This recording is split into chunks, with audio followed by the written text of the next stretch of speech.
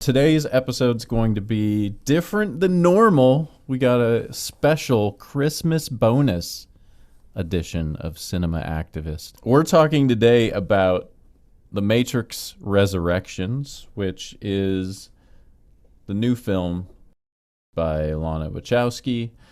And we're going to get into it, take a deep dive. But first, I want you to meet my guest. Yeah, Chris Moore with one O, not two. So let's see. I know John from Edinburgh, grew up in Erie, Pennsylvania, moved down to State College, and then eventually made it to California in 2011, and then now here in Austin, Texas, which is quickly becoming Silicon Valley 2.0, and now Elon Musk is about 20 minutes from my house. We met in college. We met during probably I think either computer science or one of our math classes together, and we kind of like looked at each other, and maybe there was a bit of sparkle in the eye, and then we kind of walked opposite directions, and then ran back toward each other, embraced, and essentially the rest is history. Right. Yeah. I think it was like that. Yeah. Before we went to Machine City and Yeah. saved the world. Yeah, I mean, we went for computer science and mathematics. So our background is heavily in the ones and zeros, Mhm. which is why I think this franchise and this film, are something that we enjoy talking about very much. So, Chris, what do you remember about 1999, which we were in college? Yep. What do you remember about that, and what do you remember about The Matrix, the original Yeah. film? Yeah.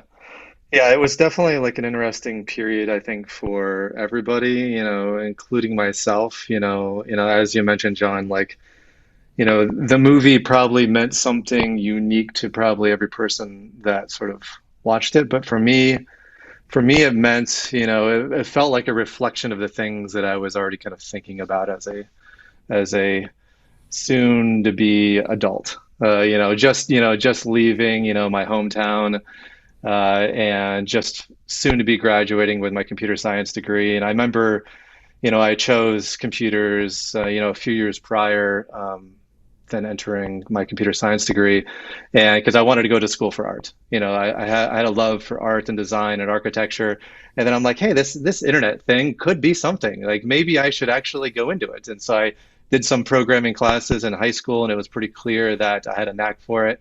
And it was one of these things that sort of like kept me up at nighttime, and I would start to dream. And maybe that's probably where the Matrix stuff came from, is that like I remember dreaming in code. And I Wow. remember I would have a programming problem that I was trying to solve in high school, and I would go to sleep and I would dream about how to resolve the problem. And then I would wake up in the morning and I would code a solution.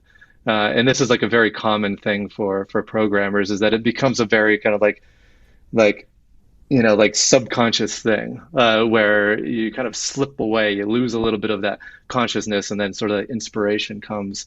And so, I started my career off in '97 on the internet, and whenever everybody's like, "Hey, Chris, what's this computer thing you're doing? What's this online thing?" So I graduated college in '99, just a few months after the first Matrix came out, and I went to my first job interview, and I thought, I can't do this. I don't know what I'm thinking, but they have the wrong person. And I tried to get out of it. They're like, no, Chris, we think you're the one. We want you to be the number one person in our company that is going to drive the future of the internet at our company. So Wow. I drove 3 hours away, went to the job interview, and I was just like totally freaked out of my mind. I was like, there's no way that I can do this. I'm just going to just do the interview and just leave and call it a good experience. And actually, Ethan, the other guest that may join, he was actually working at the company, and that I was a referral to interview me.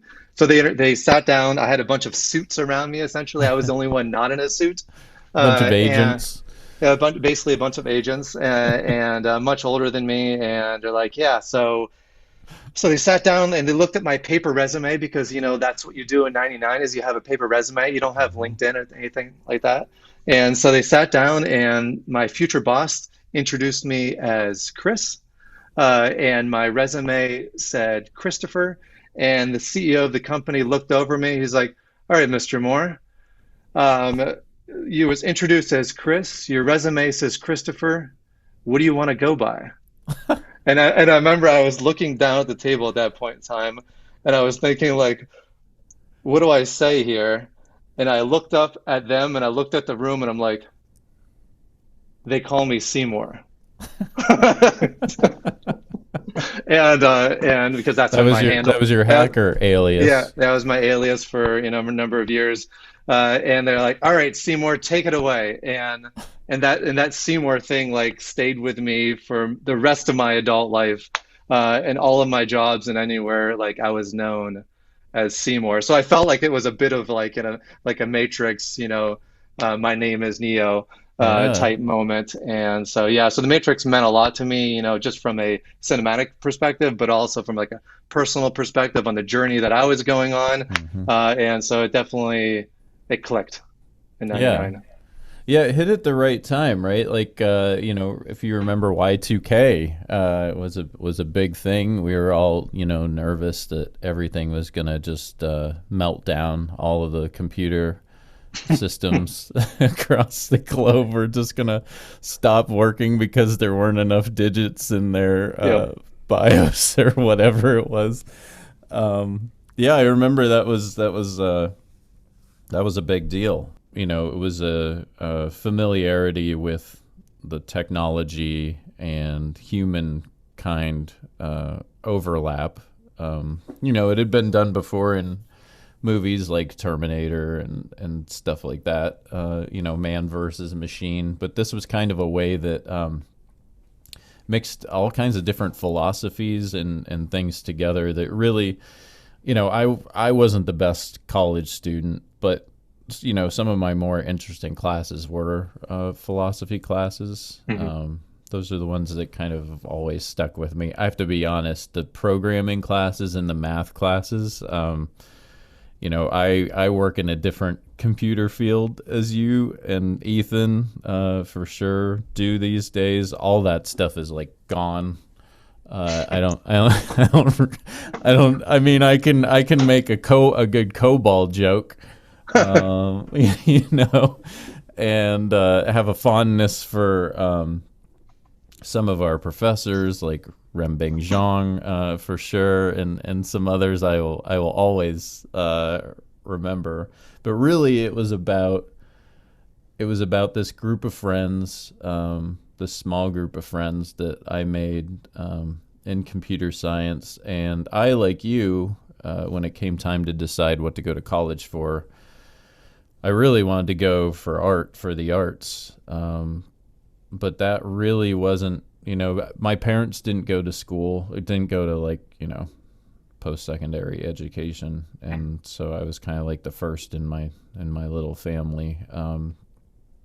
And it was, there was some pressure to go a more practical route than the arts. The arts seemed, a little unrealistic, I guess.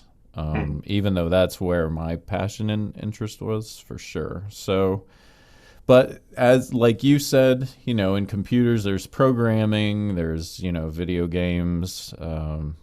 They weren't. It wasn't as huge as movies back then, the video game industry, but it was a way to maybe get into technology and creative in the overlap, right? So then The Matrix comes out, and 1999 for me was like a huge year for like kind of sparking my love of film that was mainstream, but then had something to say. And The Matrix was kind of like Matrix and Fight Club, really, both in 1999 were like benchmark films for me, for sure, in my development of like a cinematic language and appreciation, because they looked good, they had style, but they also had a lot of substance going on under the surface. And The Matrix just seemed to speak to that, kind of about,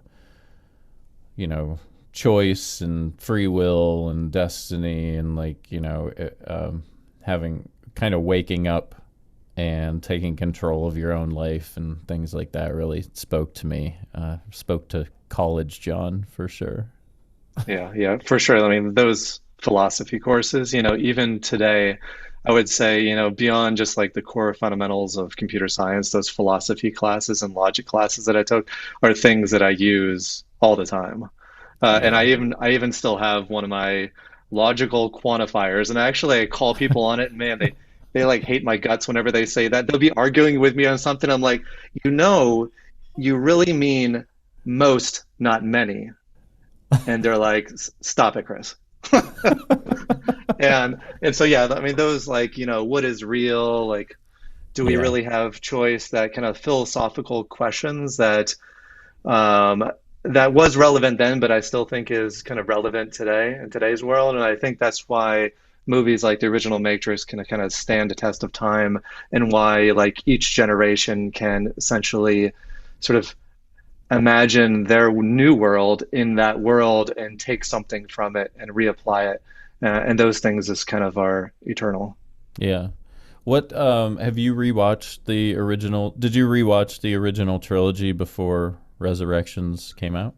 Yeah, yeah. Like I watched obviously the first 99 Matrix a million times, and then I watched Reloaded. I don't consider Reloaded and Revolutions as two separate movies because they were shot at the same time, written at the same Hmm. time. They're just nobody's gonna watch a 4.5 hour movie, and Right. so they kind of split them up and separated them by six. So I consider that like one movie, one plot, and one storyline. Yeah. And then I've watched on and off over the years, and then about 2 months ago I watched all three over again, right in a row. Yeah. Within 24 hours I watched all three. Yeah, pretty much me as well. So how did they hold up for you? How did you feel after, I don't know how long it had been since you had last watched them, but yeah, share your Yeah, thoughts on your revisit. yeah. I mean, obviously technology changes and everything, so there's obviously periods of time where things were possible and not possible, but I was still kind of pretty impressed. I'm thinking like this was like 99 and 2003, and yes, things have got better, and CG is always progressing, but I was still pretty impressed from a cinematic perspective, like how well those movies still kind of stood up. But, again, I'm not really into the Matrix just purely from what the camera is seeing. It's more about the words that are spoken and the meaning behind it. And so those things, I could easily just like think about in now the 2021's period of time and understand how that could apply to my life. And actually, I showed my daughter. She was 14 at the time, and we went through all three at the same time together. And so I kind of introduced her to the Matrix by all three. Then we watched the latest Matrix Oh, that's exciting. Resurrections together too. So I know you probably don't want to speak for your daughter, but just in general, what were her thoughts of the original trilogy? Yeah, yeah. I think it was I'm like she didn't mention anything about like any of the action or the moves. It was purely about sort of the meaning behind it and what is real. And we also like watching like science videos about paradoxes. Mm. And so we start talking about like how can we really know if we're in a matrix right now or not? How do we know what's real or not? And so we spent a decent amount of time talking about sort of those type of philosophies, and then following it up with other movies that are in that same genre, like Inception. Hmm. And I was gonna watch Fight Club with her. I'm like, 14, probably not really completely appropriate. So I kind of held off on the Fight Club Uh-huh. thing. And so we watched a bunch of movies that kind of fell into that same thing about like what is real and what is not. Yeah. I thought they really hold up, and actually I felt that the effects really hold up. In my opinion, better than a lot of like the current Marvel stuff, which is kind of where the most money is being spent in Hollywood these days. Mhm. Sometimes I'll rewatch like like an older Avengers movie or something, and I can feel that the CG isn't quite working, or like an older Transformers or something like that. But for some reason, they did it a lot of stuff practically in the Matrix trilogy, and I think that a lot of thought went into trying to make that as seamless as possible. I still feel like, yeah, even though there's tons of CG in that motorcycle chase scene in the second film.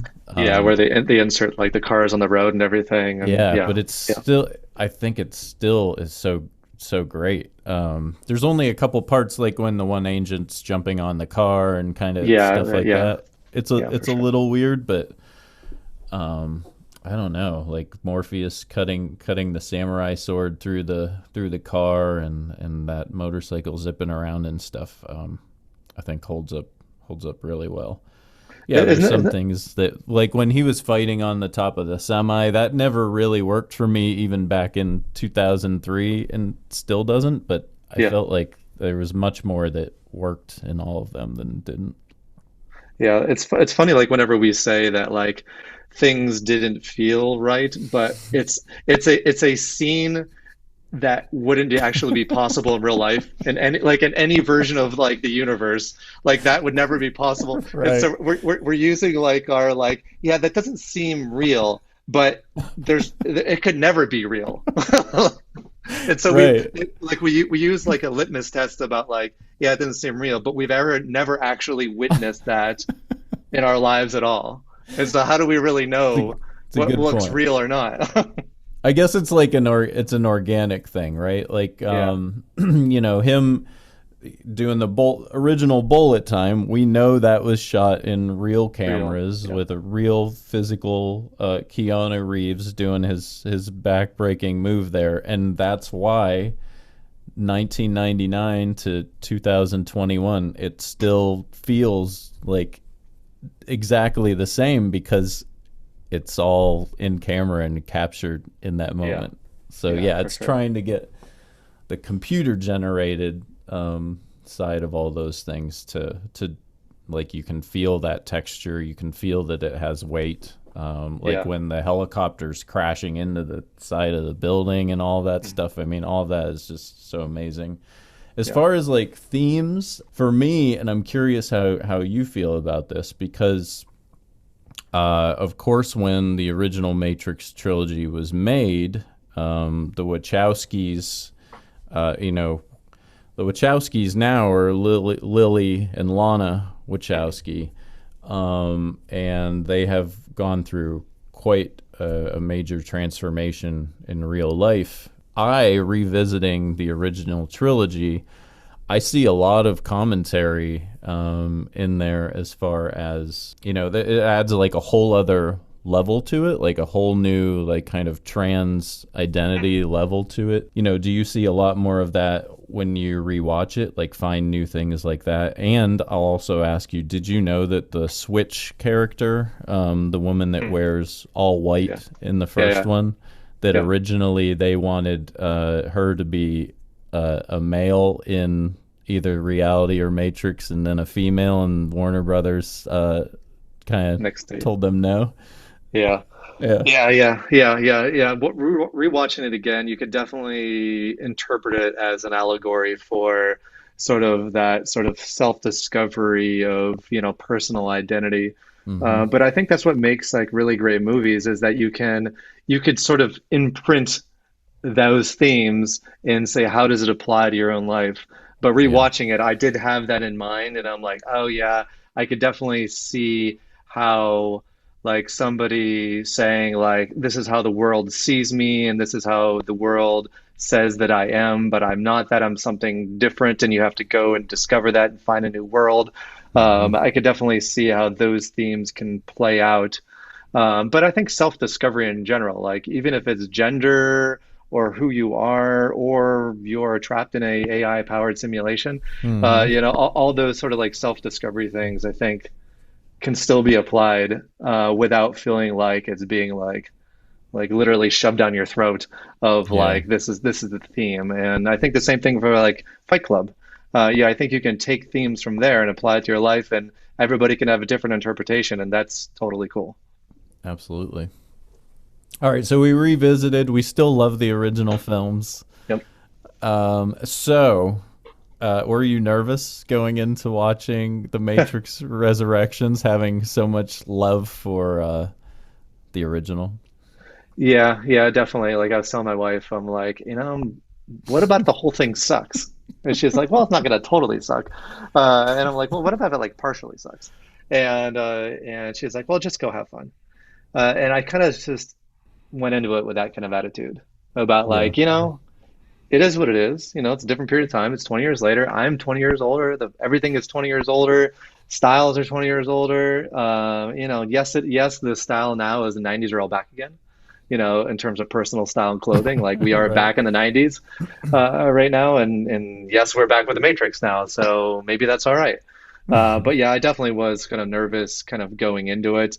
But to quote the Matrix, I just kind of wanted to free my mind of any sort of like personal sort of thoughts about how it could be or should be or any of those theories. And I just want to have a good time. We're like halfway through a pandemic. It's been a kind of crazy year for a lot of people, and I just want to revisit. I want to revisit some of my favorite characters, see how they're doing.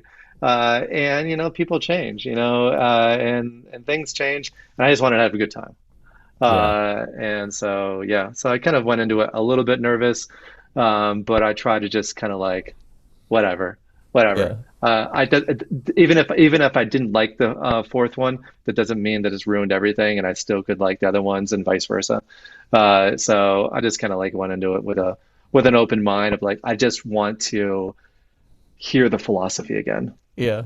Who did you That's watch what. it with? Did you watch it with the family or did you watch it by yourself the first time? Uh, yeah, it came out at like 3 a.m. Eastern, I believe. And there was like a part of me that wanted to stay up, but my daughter, she's now 15, we wanted to watch it together. And so at noon on the day of release, I basically told the household, I'm going in there for 2.5 hours. Nobody bother us for 2.5 hours. And I'm like, we're gonna have the volume at the correct reference sound. So the house is going to be moving and shaking, but that's all right. And yeah, and then we kind of clicked play. You heard the Warner Brothers like intro, and Right. it brought back that tingly feeling of 1999 and a noise that I haven't heard for 20 years. So yeah, it was the noon of the day of. Okay. Yeah, yeah. I was supposed to be in New York City for the holidays. Dorota and I were supposed to be there for a little holiday, and those plans unfortunately fell through at like the 11th hour. But I was so excited because there's a big like IMAX AMC screen just like a block away from where we were staying. And so I had pre-ordered like a premium seat. It was going to be Oh 9 man. a.m. Christmas morning. I was all ready. And then yeah, I was really bummed out. So then it was kind of thinking, and I remember like you, me, Ethan, and Jim Weixel were Yeah. were kind of chatting, on Messenger before it came up, and I was nervous, but I was very excited from what I was hearing from early feedback. There was a filmmaker on Twitter that had read the script and said this is going to be really divisive, and I got really excited about that because I was like, once then they released some trailers and it was clear they were doing like a meta narrative of some kind.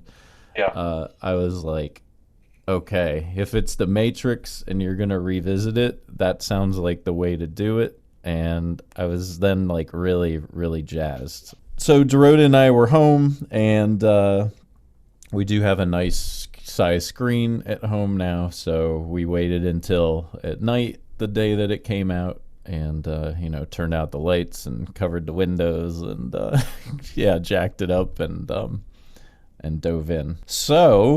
Yeah. So here we are. So where do you want to start? Do we want to start with do we want to just kind of start at the beginning and just hit some things that stood out for us? Not necessarily what we liked or didn't like or loved, but I mean, like you said, when it starts off at the beginning, it's showing the familiar logos. It does the green tint on Mhm. them. It's making that kind of metallic-y Yeah, Matrix sound, and you got the horns coming in on yeah, the score. Like it's very much what you expect it at the beginning, right? yeah, yeah. And I think probably what also kind of hit me immediately, and probably for the first like, I don't know, 40 minutes of the film was how much they were sort of like reinforcing nostalgia. I like, Hmm. and so that was, it was kind of a bit shocking at first. I'm like, what am I watching? I'm like, am I watching actually a movie or am I watching something about the movie? I'm like, what? And so there was a lot of like moments where I was like laughing, but laughing and sort of confused at the same time about Yeah, like for what, sure. like where the plot is going. I'm like, oh, they're talking about a game. I'm like the game, and then it sort of like pieced together for me, and I was then able to sort of like stay ahead of the plot where I could see where the where the plot was going, and that the game idea was just another way of like negating any sort of like dissidence over like what this is, what this reality is.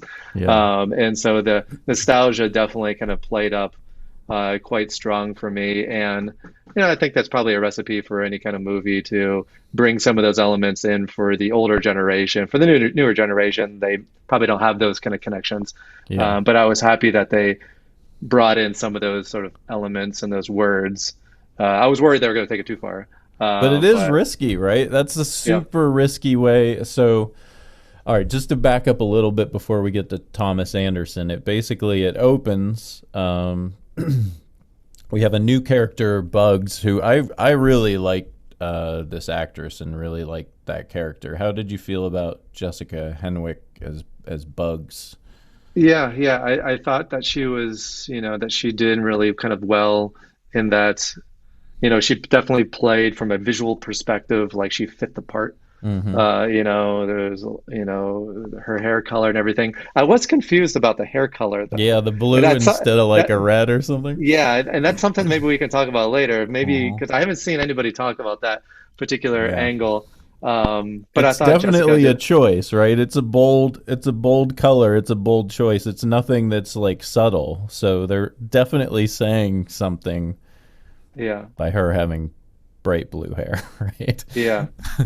Yeah, and then introducing sort of like new sort of like technology at that point in time where like a hologram can be with you in the Right. Matrix. That was something that they could only hear, Yeah. audio wise before, but now it's not only is it audio, but this person is kind of like with them as a hologram in the Matrix while they're experiencing the Matrix. So I thought that was kind of like a new thing they Yes. brought into it.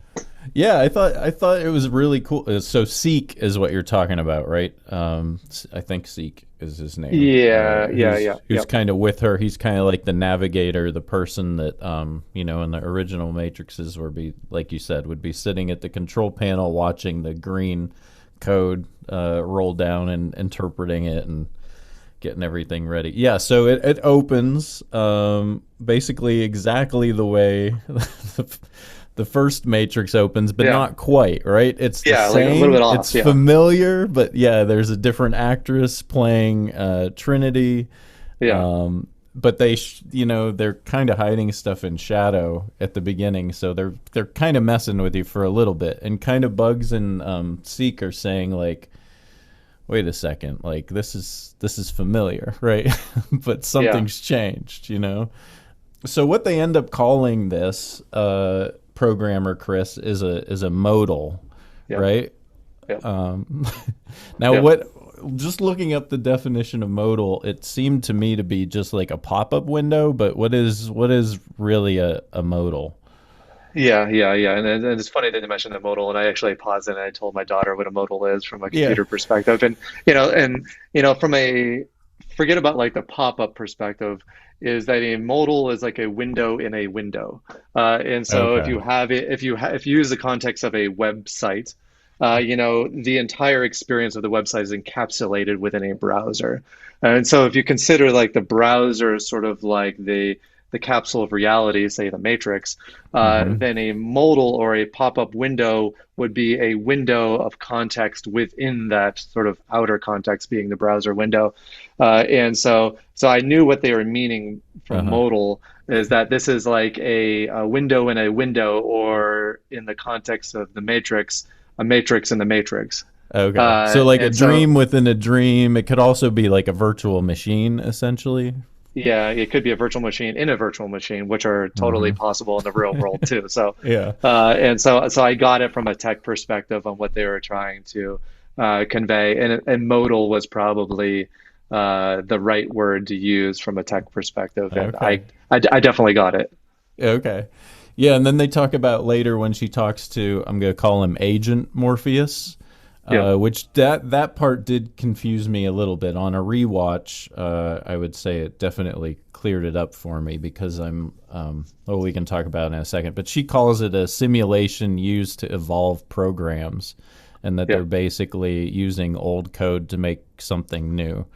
But yeah, essentially, it's a trap for Neo and Trinity, right? They're in another simulation that's in another simulation, as you said. yeah. Like a new Trinity used just for simulation and the trained AI programs for scenarios that may happen or likely will happen in their current time period or in the future. Hmm. Yeah. So Morpheus, Agent Morpheus. So this took me a minute to get my head around. Is in this version of the film, Yeah, essentially a program. yeah, He's not like Neo and Trinity. They're real people. Yeah, Tom Anderson and Tiffany, yeah, but there's not a human counterpart.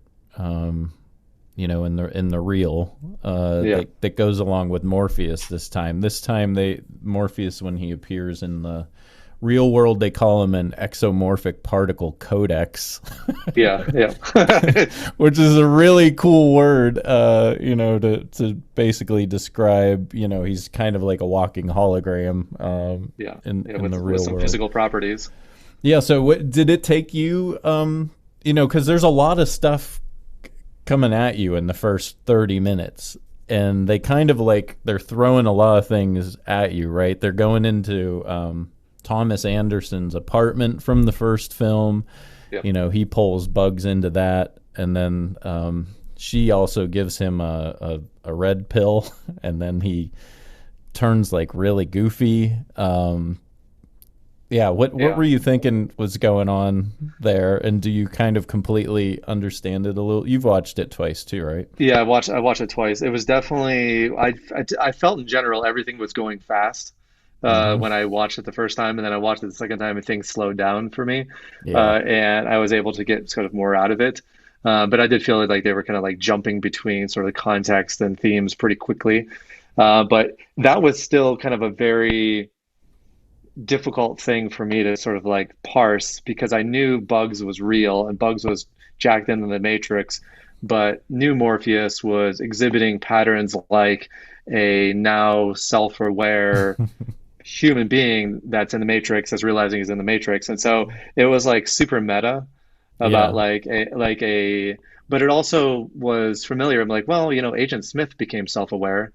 Right. And that is maybe this like a new version of that idea that a program could realize that they're a program in a program, and was this planned? Like, was this? And then later we find out that maybe it was planned, and that it wasn't just a random occurrence that nu-Morpheus realized that he's Morpheus, or was somebody programming him to eventually become self-aware. Yeah. But yeah, it was a little bit sort of confusing the second time through, definitely. But the red pill, I still haven't grokked that whole idea, uh, and because like yes, I would imagine that your reality changing is definitely going to make you loopy, like you're on some of the craziest cough medicine in the world. Right. Um, but like, what was he waking up from? Right. Uh, it is a little. So Morpheus is played by Yahya Abdul-Mateen II, who Chris and I were reminding ourselves. Chris has seen him in Hamilton. I've seen him in stuff like Us and Candyman and a number of other films. I think he's a fantastic actor. Mm-hmm. To your point about the loopiness, I think this, for me, Lawrence Fishburne was such a presence in the first films, and he was such a strong type. This took me. I'm still not even sure after 2 watches that I actually like the Morpheus character. I feel that, kind of to what you're commenting to, I mean, there's a couple things. They do kind of overcomplicate it in the story and try and make it more confusing than it needs to be by Bugs saying, talking about when she noticed that she was in the Matrix and she saw the code, and then Morpheus is saying, yeah, I was shaving in the mirror in my bathroom, and as the water was running down, the condensation was running down on the mirror, I saw the code there. And it does get a little tricky and confusing if you're talking, about humans and artificial intelligence, like having the same kind, like the exact same level of existence is a little dicey for me. And then to your point, as soon as he takes that pill, he gets really goofy. Like, he gets really, really silly.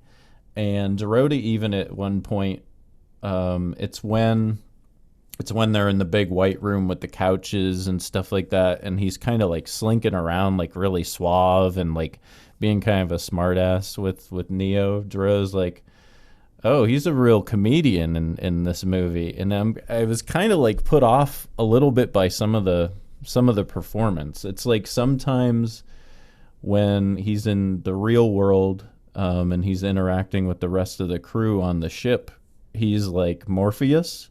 And much more of a presence. Then there's other times that he's being like a goofball. Or a little bit of a playboy or something like. So definitely. I don't know if that was a directorial choice, if that was a actor choice. I don't think I liked it. But I also wonder, like, it definitely feels like there was a dichotomy, between like him as a strong sort of like type A personality character that is going to be a leader, and then there was like a silly sort of like suave side that in different contexts that sort of didn't jive. But I wonder, like, if he played the Lawrence Fishburne, like if he was just playing a character of him, and would we feel like it was trying too hard? Like, it's a good because he has a deep voice. He's also black, and a big guy. And would it come off feeling like, no, right, he's not Morpheus? Like, maybe they had to purposely make him very different so that you wouldn't try to compare the two as much as people may try. And so that's kind of like where I kind of took that. And then the other aspect too is that we've never seen a non-human being take a pill before. True. And so we don't have a frame of reference on how a program would react to taking a pill in the Matrix. We don't know what that would do. Like, maybe it's like maybe a program becoming self-aware, but kind of, right, in a way. Yeah. And what that would do to their programming and their reality they're living in a program. I don't know. We don't have a frame of reference. It's never seen before in the Matrix universe on happening. The only time that we've seen anybody do anything like that is maybe whenever Smith 1 in Revolutions left, the Matrix and went to the real world as Bane. Like, he was pretty much exactly the same. And I remember, like, he was the same. He even had the same like intonations, like whenever he was talking and everything else. And so does Smith in this film. Smith has pretty much the same demeanor as well. Yeah, Yeah. that's why I'm So, not. I'm not sure. I'm not sure about the choice. yeah, yeah. That was one of the things that didn't quite make sense to me, and I still haven't really quite processed about sort of like, was that intentional? Why were the choices there? But yeah, that was one sticky point Yeah. for me in that part of the film. What do you think about? Okay, so then they get, you know, let's talk a little bit more about the meta stuff and nostalgia, because I thought that was I really enjoyed that part, and I really enjoyed that commentary, where basically they have the studio execs sitting around a table saying Yeah, original and original and fresh, yeah, original and fresh, and it fucked with your head. You got the one guy that keeps saying "fucked with your head." yeah, I mean, for me, that was the kind of like self-aware, um, kind of nods to all the fans, and not taking itself too seriously. That I really liked, and I thought it really worked well because at the same time, Thomas Anderson is kind of spinning out of like, he's kind of losing his grip on reality. yeah. He's looking in reflective surfaces, and he sees himself like as an old man. There's a Well, lot going on in there. other people see him as a Right. an old man. He likely sees himself as we see them, That's but good. Good point. but likely everybody else. And because they kind of explain that where they're able to sort of like bifurcate their DSI, their digital self-image, Yes, and where so he sees himself as one thing and everybody else sees him as something that's different. true. Trinity too. And There is a couple shots of her in reflection too, as an older. yeah, Yeah. but more likely, and so they didn't explain this, but it just kind of makes sense once you sort of parse it back apart, is that Neo and Trinity in the movie see each other as Neo and Trinity, but nobody else sees us as Neo and Trinity, except each other and themselves, which would make it them sort of confusing for anybody else, especially with this game idea where Yeah. they're characters in the game. I a second time through it kind of clicked on that aspect of it. Yeah. Yeah. What were your okay? So let's talk just a little more about nostalgia. What did you think about that whole section? Which again, they're kind of playing the White Rabbit song, and like his Yeah, head yeah, spinning and your head spinning, and kind of like what you said, they're hitting you with so much information in that first half hour that really they are trying everything they can to trip you up. But you do, at least in that moment, it fits with how Thomas Anderson feels in that same moment. yeah. I mean, I was really enjoying that section of the movie, like the music, the way it was shot. It felt like everything was like moving, like the cameras were like moving around the characters, and the movement would kind of continue on to the next scene. And it felt like everything was like in a like a bit of a spinning motion, which went with the state of mind that Thomas Anderson was in. And then the music and the cutting the scenes, different scenes. I just remember sitting there and smiling and just having a good time. It just felt good. Like that whole scene right there just felt really good. And I felt Yeah. like the music and everything really tied it together for me. Yeah, I love the commentary too, just about entertainment, and for me as a filmmaker, I think that they were hitting all the right points, with critiquing popular culture and constant retreads and reboots and Yeah. reimaginings, and so they're kind of saying, yes, we're doing the same thing, but we're definitely not going to do it in the same way as you've seen over and over and over again. Yeah. Which, and then they kind of show like that's why you get into that pattern is, because it is just a bunch of suits sitting around a Yeah. table looking at numbers and Yeah. and algorithms, but I mean, most of humanity now, and this is the interesting thing since 1999. In 99, I probably had a cell phone, right? Like you probably had. Did we have cell phones back in 99? I I can't We may have remember. had a, I don't know what we had. I remember my first phone being, it was like in the BlackBerry phase, Uh-huh. Yep. and or just one of those like banana shaped phones that had like this the physical buttons on them and a Yeah. small LCD screen. Um, But yeah, like yeah, now, like the interesting thing about the Matrix now is most of humanity, I mean, I definitely the majority of the developed world, right, is plugged into technology like constantly. Like most of yeah, our days, most of our lives, most of our existence right now, we are plugged in. So from a certain perspective, I mean, this is kind of dark, but from a certain perspective, a large part of the population is merely feeding algorithms, is kind of how I feel.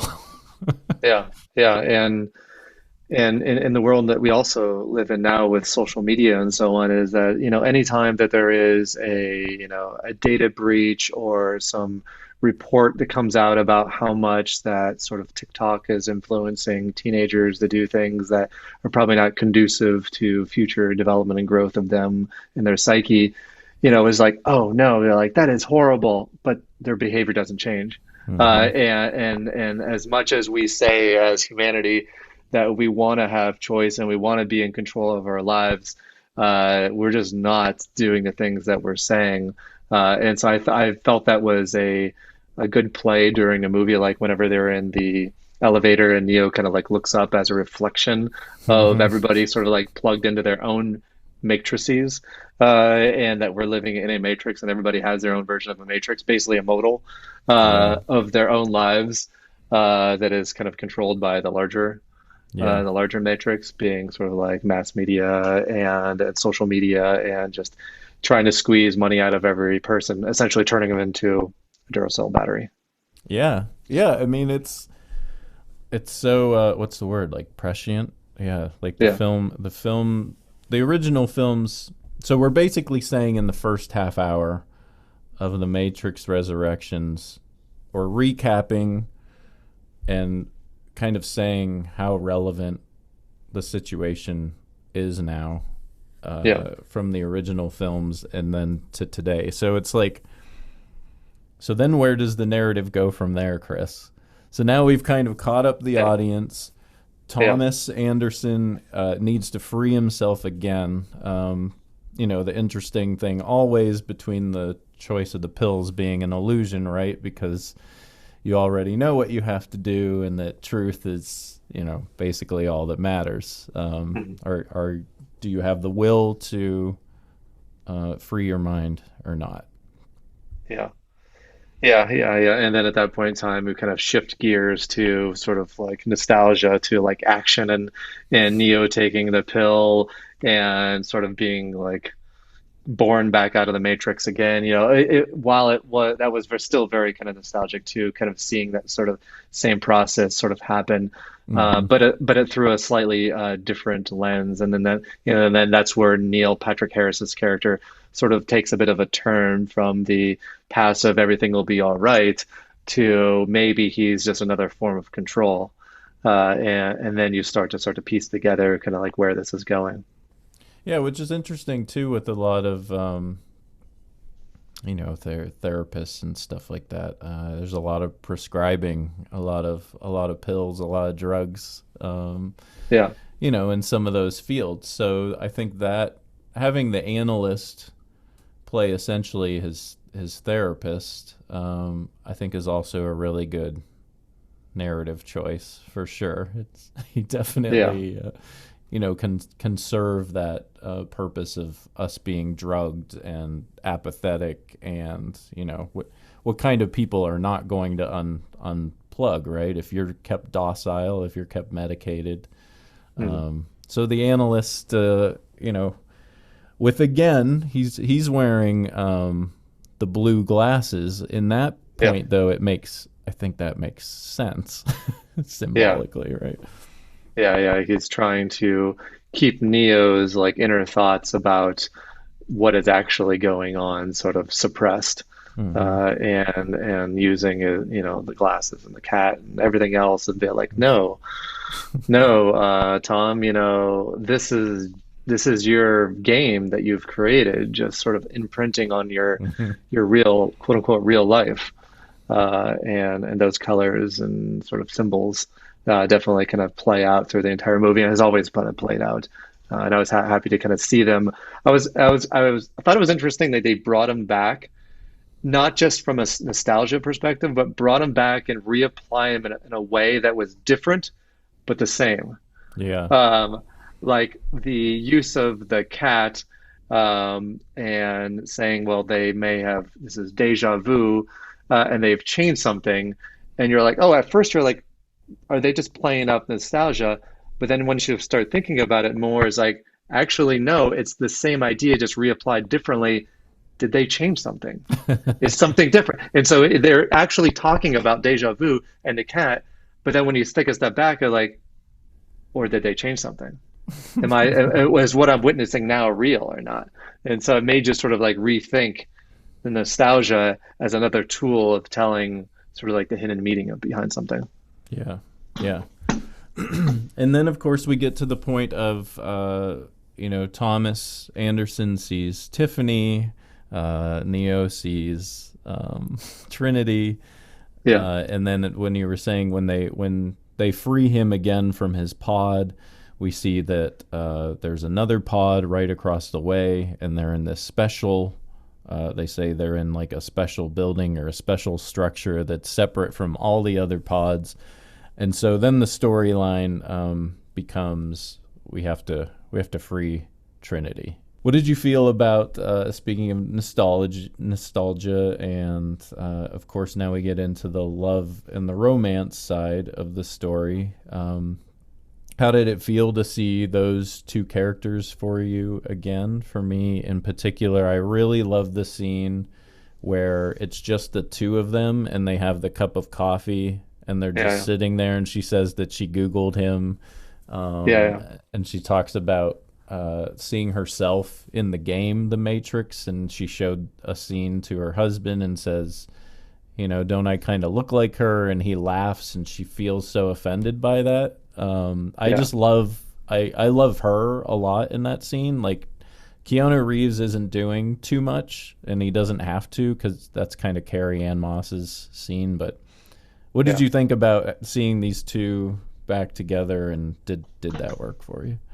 Yeah, yeah. I mean, the love aspect of the movie, like any of the movies that I like that are about reality, usually have love sort of like intertwined somewhere in there, and that's just a piece that I always look forward to. And I remember in all of the previous Matrix movies, I remember like crying my eyes out on the scenes that were about Trinity and Neo's like love for each other, like her death in Revolutions. And so that was like a very special. I just felt so good seeing those two. It was like going and meeting a long lost love that you haven't seen for decades, and just sitting down and having that cup of coffee that you'll never do, but what if you did, what would it be like?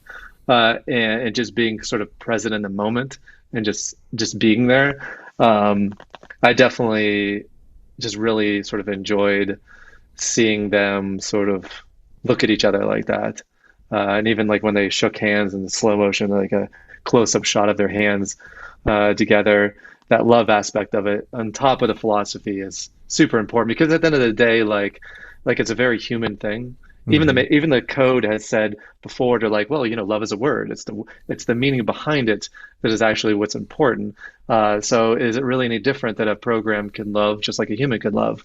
And so love and the philosophy for me is all intertwined. And I thought Carrie Ann Moss just did a great job, and just Thomas Anderson and Keanu Reeves has just sat there and just absorbed it. And I think that as a viewer watching it, I felt like I was Thomas Anderson, just sitting there feeling those kind of tingles on the inside. And so for me that scene worked. The thing that I didn't get the first time, that I got the second time, was why Trinity was so mad at her husband Hmm. for thinking that, because at the first time I'm thinking that like, well, I remember I'm sure at some point I let my life that I've tried to say, don't I seem kind of like that person? And a person maybe kind of like jokingly laughing at it, but I never really kind of got angry because I knew that obviously I'm not that person. Hmm. And it kind of struck me as like, well, why would she be so mad? And it wasn't until the second time of watching it that I realized why she was so mad, because it felt like, are you blind? Yeah. Uh, and and it, and and because she looked just like the character, Yeah. and if nobody else sees her as Trinity except Thomas Anderson, Right. then yeah, that would make me super pissed off. Yeah. Like, And are then you, even can more you not see basic, that? like it's like a realizing one's potential or inner strength or, Yeah, possibility. It's kind of like a potential thing. Like it's kind of like laughing at, oh, you could never be that. Yeah, even yeah, beyond the yeah, the yeah, outer yeah, shell kind of thing. yeah, for sure. Yeah. Yeah. So yeah, yeah, and then the whole like coffee waking up aspect of it too. Right. I think there's a lot of like metaphors in there Yeah. too. So some of the questions that I wrote down some of the questions that Bugs and Morpheus in particular raise in this new version that I'm just gonna throw them at you and see if you have any comments to it. Hmm. Morpheus says, "Are memories turned into fiction any less real? Is reality based in memory anything but fiction?" And then Bugs says, basically they took a human being's story and turned it into something trivial, a video game. Hmm. She says it's what the Matrix does. It weaponizes every idea, every dream, everything that's important to us. If we don't know what's real, we can't resist. I thought some of those were kind of key Yeah. to, it harkens back to the original series, but kind of adds a new aspect as far as like the storytelling aspect. Before you answer, I'll just say it has, become known that the Wachowskis were approached for many years since 2003 to do more films, to Hmm. do more Matrixes, and there have been other writers that have said, yes, I wrote scripts, to take it in a new direction, and that Warner Brothers was ready to, was getting to a point of getting ready to go with or without the involvement of the creators of the franchise. And I'll just add that Lana said, Lily had enough at this point in her life and was working on a TV show. But Lana said that after the death of her parents and a close friend, that she kind of wanted to have Neo and Trinity back in her life. So there's definite mirrors to, the machine and the creative mind, and kind of the commodification of ideas and thoughts, and turning someone's life into currency and things like that. What do you think about kind of all these questions that this film's kind of asking? Yeah, yeah. I mean, they're sort of existential, sort of like questions that I think that philosophers for a long time have asked about, like, what is real, and are any of our thoughts really any different than fiction? And that if everything we think we know and we see and perceive in the world are just inputs from other parts of our body, how can really we know anything for certain, and that really everything is fiction? Mm-hmm. And that even the reality that we're living in right now is we can't say for certain anything. And so I think a lot of these like philosophies that they're bringing up, they have been regurgitated over and over, throughout the years in various different films and, society and, thought leaders in the world. So I didn't feel like any of one of those things were sort of like groundbreaking in and themselves, but I was happy that they kind of brought them up, again, because I still think they are sort of like relevant about, we think that we have sort of like our own sort of like, we're all unique snowflakes, and that we all have the ability to think freely and create our own version of reality. But If we can't say for certain that they're our own original ideas, then can we really be in control of anything in our lives, physically and metaphysically? Um, I mean, I think these are things that, especially in the world that we live in, where everything can be fake news, you can twist around anything to be fake if you just say it. The moment that you bring doubt in anybody's mind, that you can't say anything for certain. I think these are sort of like just critical reasoning and critical thinking that I think we are it is all part of us, but we're all trapped by it at the same time. Try not Hmm. to quote other movie at the same time.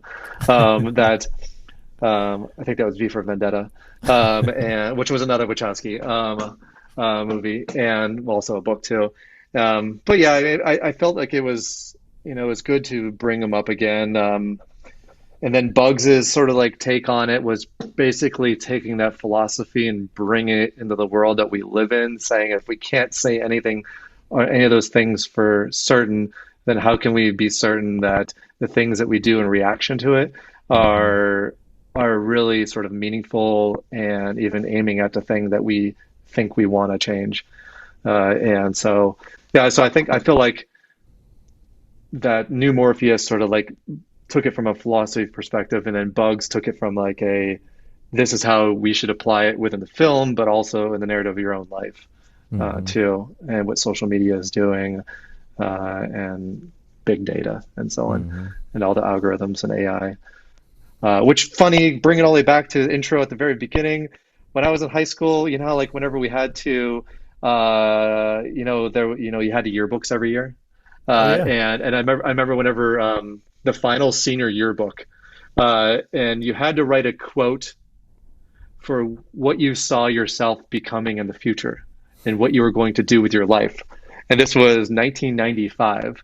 And I wrote in there, and I had my yearbook still, and it says right in there that I'm going to write a artificial intelligence program and I'm going to take over the world. And this was in 1995. So I kind of remind myself of that Did you ever silly thing meet that I wrote. anyone with the last name Wachowski? Because they were probably writing those scripts I back was gonna then. say, I was say maybe I didn't write that. Maybe they wanted me to write that. Uh-huh. That's hilarious. All right, Chris, we'll watch out for you. Well, what else? Yeah. Let's do like what you really loved or liked, and then kind of some overall what you loved, what you didn't love, overall reactions to Matrix Resurrections.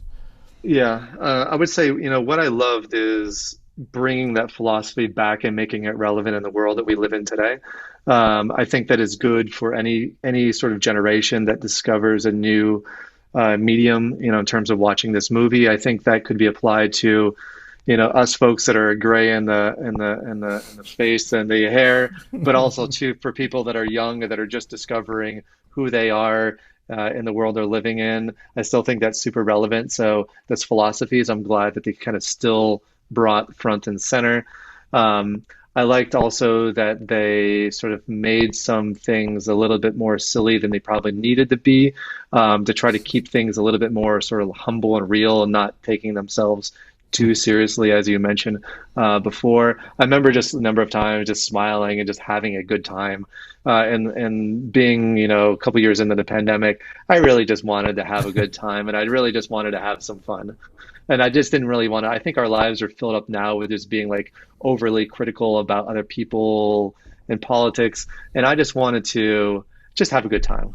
Yeah. I just wanted a good time and not feel like I'm like debating things at the time. And I felt like I got that. I felt like I had a good time, and I saw some things that reminded me of my, early adulthood. And I was able to have a conversation with my daughter and hoping that she could take some of these things and do the same things that I just did with her into her now soon to be adult life. So on the positive side, that's what I enjoyed. They brought some new elements into the film that I liked, a few different kind of shots that I haven't seen before. On the side the couple things that I didn't like is I felt like there was some parts of the film that they were rushing, and that they didn't quite explain, like the new Morpheus thing felt a little bit fuzzy to me. Bugs's hair choice color, given that everything in the film felt like it was chosen on purpose, but Hmm. she was not, she was a rebel, so she should have red hair. She shouldn't have blue hair. But I miss something? Hmm. Um, and then the one part that from a like a tactical perspective that I still haven't really quite grokked was whenever they were grabbing Trinity out of the Matrix and they had to basically unplug her and plug Bugs in, and they had this whole setup, they did it all and everything, and so they swapped and plugged Bugs in, and then like I felt like a second later, Bugs is like back out of the Matrix and is like running the show while everybody else is plugged in. I'm like, wait a second. I'm like, how did that happen? I'm like, well, why did they have to even do that to begin with? Why did they Right. have to sort of like swap the two? Yeah. And if they had to swap the two, then what happened after that? Why is she back out of the Matrix? Like, what happened between that point? So there was just like a few gaps in the plot from like a technical perspective that I just couldn't explain, and it didn't quite make sense. And multiple times watching it, I still haven't really kind of pieced together about why that is the way it is. And I didn't know if that was intentional or just they're rushing a few pieces. Yeah, I'm with you as well on that one for sure. Cause and it sidelines Bugs, which I think is like the best new character that they introduced to the film. So I didn't appreciate her not being like they could have plugged somebody else in. like Yeah, like she was like kind of the new protagonist, you know, she was kind yeah, of like the new Morpheus really in a way. She's the one that freed Neo again. yeah. Yeah, and then she's totally sidelined, which yeah, I don't understand that choice either. And maybe we'll find out at some point that the blue hair is like an ironic joke or something of her character, but it's still it's confusing. Yeah. Their representation of the bots in the last like action set piece, I thought was really great. I thought that idea is terrifying Hmm. of being able to weaponize anyone at any moment in time without any notice. Hmm. And I thought that that kind of too says something about what you were talking about as far as we're so tribal and so divided these days, Hmm. that kind of using people as mindless tools and pawns in some partisan fight, some binary fight. Hmm. I thought just that image and the way that they lit that and people just dive bombing like kamikaze Yeah. style. I thought that was so haunting, and that Yeah. might And we be could the yeah. Go ahead.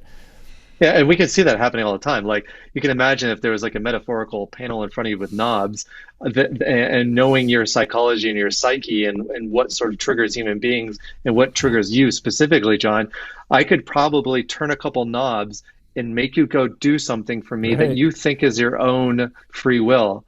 And we see That this is happening all scary. over and over. That shit It's is scary. scary. It's scary, but it's the reality of it. Like Yeah. it's the reality of the world that we live in, and that bad actors have the ability to tweak knobs with the tools that we all created on the internet to think that we are creating a better world for each other. But now these knobs get, in the hands of either capitalism or in the hands of people that are trying to do things for their own benefit, Yeah. and using other people as pawns.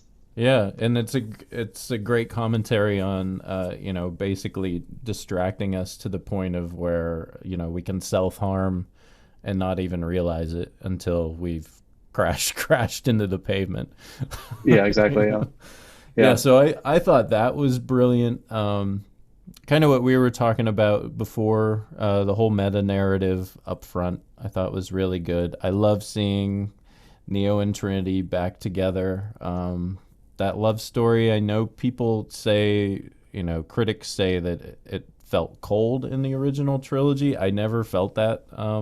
For some reason, Mhm. I think it's because the philosophy and how they're so important to one another comes through in other ways. I've always Mhm. found that relationship to be really good. I do have a few things that I would critique on that I'm curious what your thoughts are. Yep.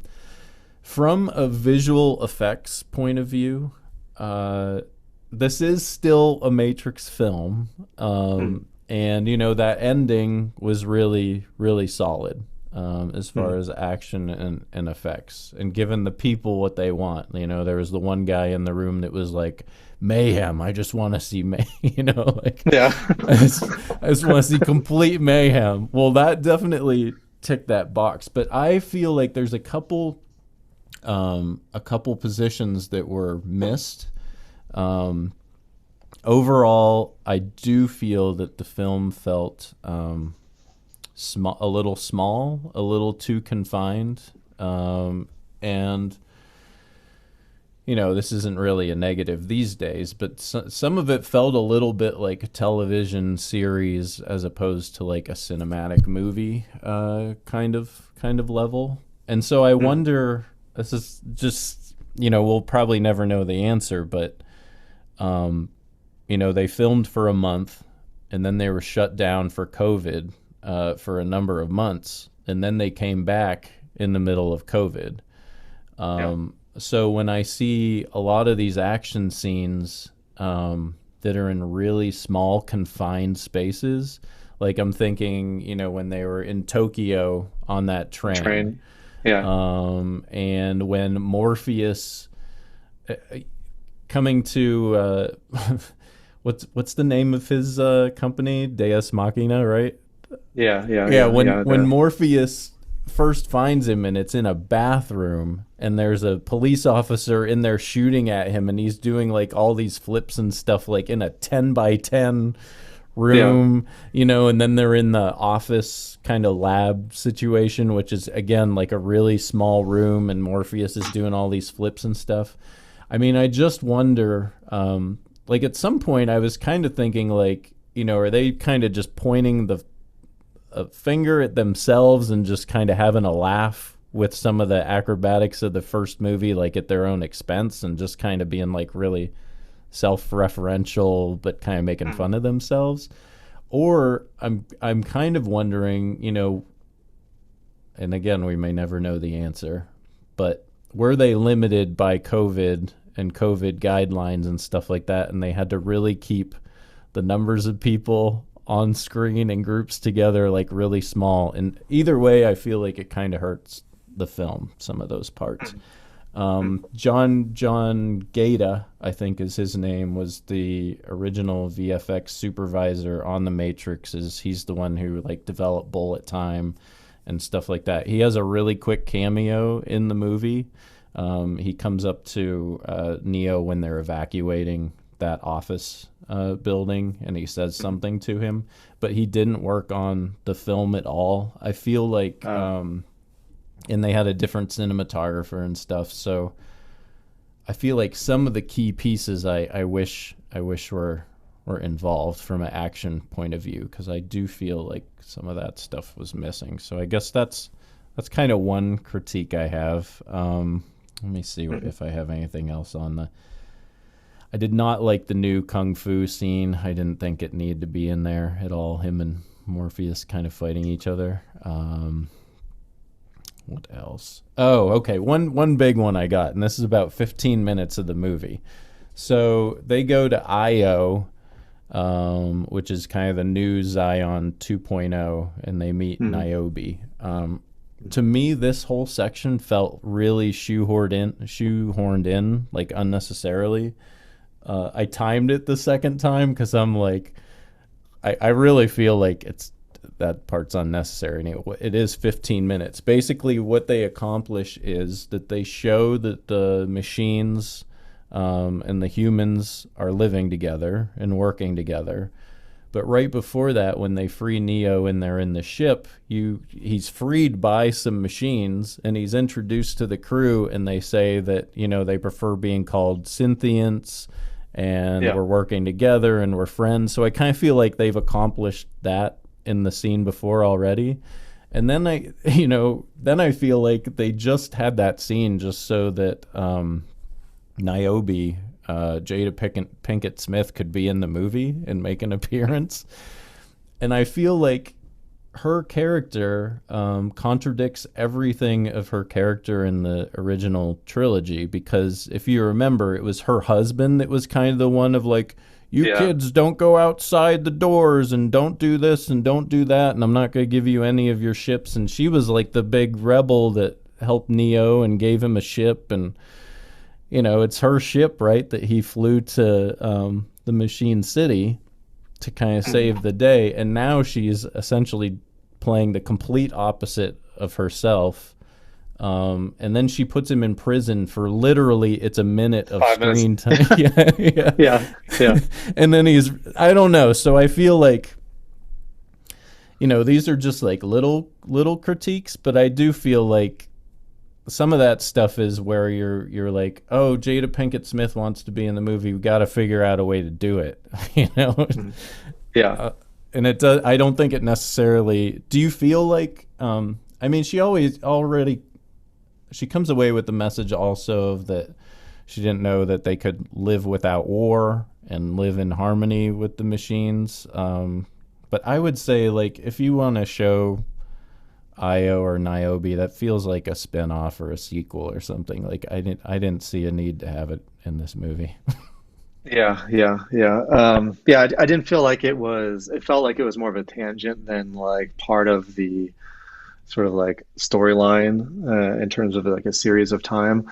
It felt like a diversion, and then you kind of came back on the path, and you're like, well, could that little pocket of things could have been just sort of eliminated, and other things in the movie could have been expanded a little bit further that actually are leading to anything. The kind of parse a few of those things apart is that if we think about the previous human city where everybody lived in, it was very male driven at that point in time, and so this one definitely feels to be kind of more female driven. And the other one was about sort of like protection and war, and this one was about like safety and bringing some soft things into the equation that the other one didn't seem to be doing. So it felt like a dichotomy of the two, like one male driven and one sort of like female driven. So I thought, well, that's maybe interesting. That could be maybe an offshoot. It could be a video game in itself. It could be something separate. Maybe another thing about that is that maybe seeing sort of Niobe go through that sort of metamorphosis of sort of being the rebel to being sort of like the protector, kind of caretaker, like keep the peace, essentially. Maybe that's also the story that a lot of people go through whenever they are a child and they're sort of trying to rebel against their parents, and then they eventually become the parent, and they're like, well, do I really want my kids building a little fort in the woods and drinking at age 10 to the point that they're all passed out? Probably not. But that was part of me growing up. So do I really want to? Do I want that for my kids? Would I be the same person? And so maybe you can look at it from that particular lens. Is like, now she's an adult, she's seen everything, and that maybe she's worried about that rebellious attitude. What is it leading to? So I think I see those things happening a lot. Like, I did that as a kid. I don't want you to do that type thing. But if I take a step back and look at the whole thing, it didn't add anything to the story of material other than just having a different. Getting Neo and Trinity back together. Because really serve. He comes in the front door, and literally 5 minutes later he's back out the door on the same ship that he entered on, with the same crew of people that he entered on. And so did it change the plot arc? Probably not much at all. And your points are good. I think each of your counterpoints are they're good. It was still fluff. Yeah. It was still over unnecessarily. I mean, it's a 2.5 hour long movie. It was a little overstuffed. Yeah. And if you removed that whole scene, you could have probably like beefed up a few other parts of the movie that felt like a bit rushed, that were critical to the storyline. Yeah, to me, So like I thought Agent Smith was so. I really liked. I think his name's Jonathan Groff. Jonathan Groff, yeah, Yeah, I yeah, really like that actor, and I really liked his Smith. I was yeah, worried because Hugo Weaving is again such a yeah, yeah, presence, yeah, um, and I was worried about having someone else play him. But I feel like I don't know how you feel, but I thought he really pulled it off well, and I would have loved to see more of Agent Smith. I think because that dynamic is so important. The Neo and him being two sides of the same coin and needing each other. You have to have that binary relationship.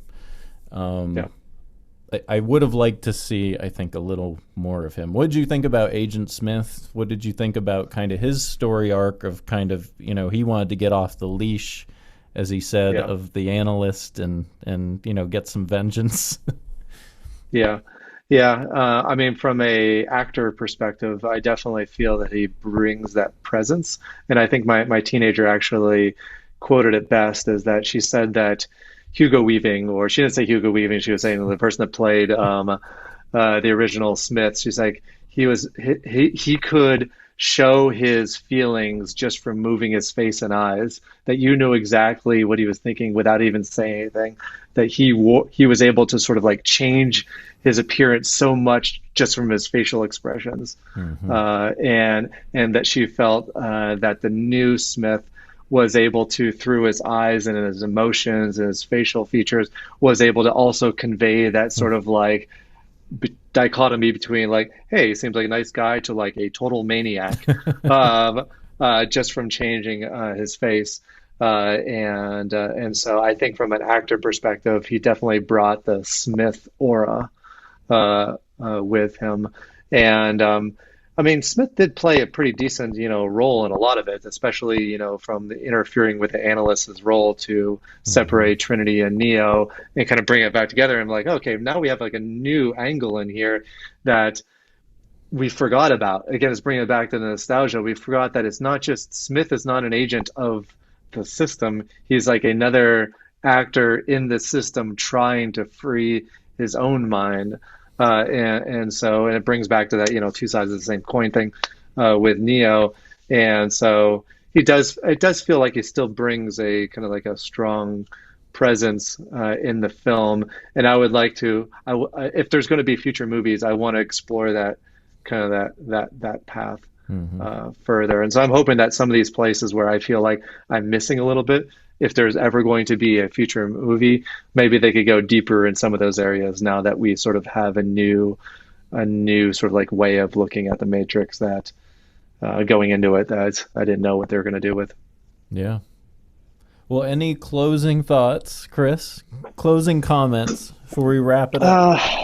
I mean, I enjoyed it from revisiting things and revisiting sort of the philosophy and the love, and so not even not as much as the previous ones. I got a bit teary-eyed at times, and for me, like that is my trigger to know that something worked for me, and I was trying to not be overly critical about things because if I knew if I would, I would possibly miss that feeling.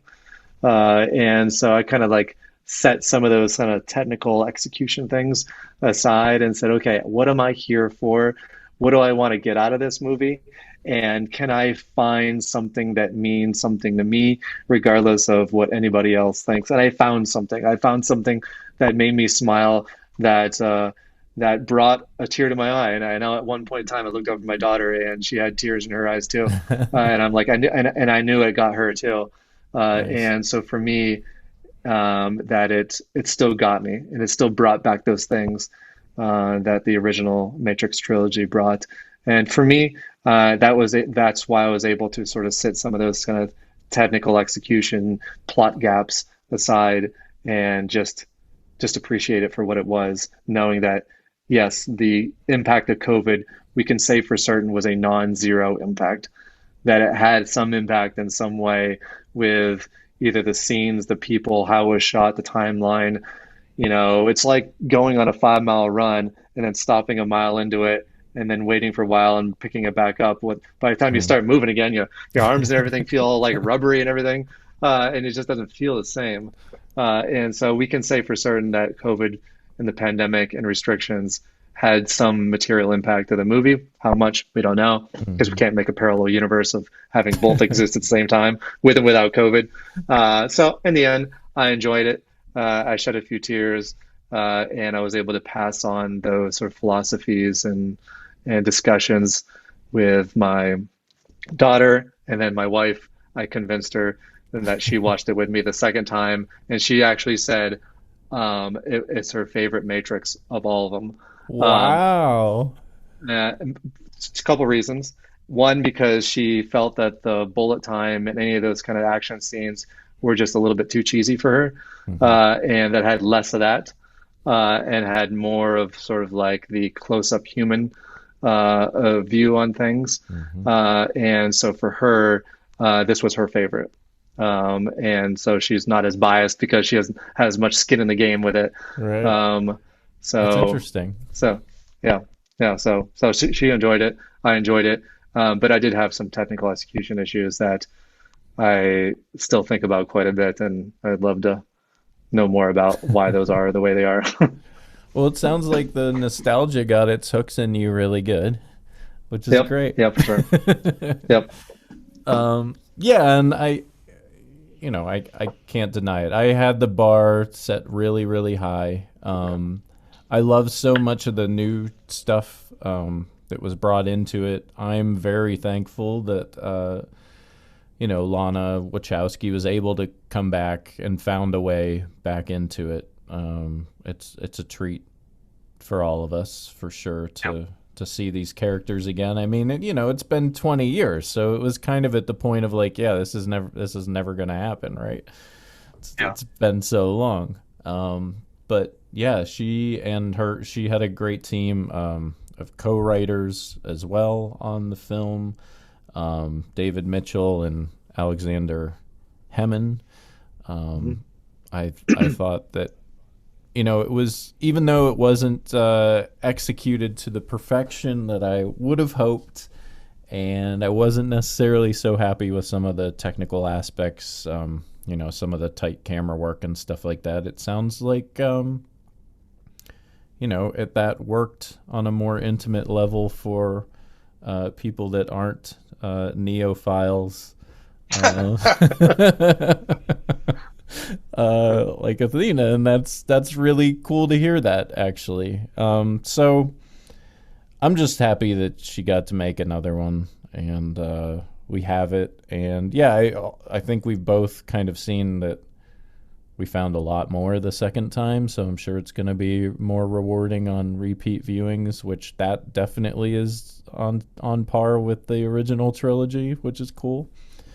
So yeah. And I wonder if they could. I wonder if they could also like help like piece together some of these things that feel a little bit like shoved in there, like the IO, subplot is, before they had the Animatrix and also the Enter the Matrix video game, which were directed by the Wachowskis anyways, Yeah. and actually filled in the blanks for a lot of things that you're like, how did that person just show up in a Cadillac on the back of a semi? Like, what was happening before that point?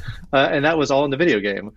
And Right. so for me, like the Matrix universe also included watching all the Animatrix movies and also playing the Enter the Matrix game, and that actually filled out the entire plot of the three movies that was definitely missing in Reloaded and Revolutions.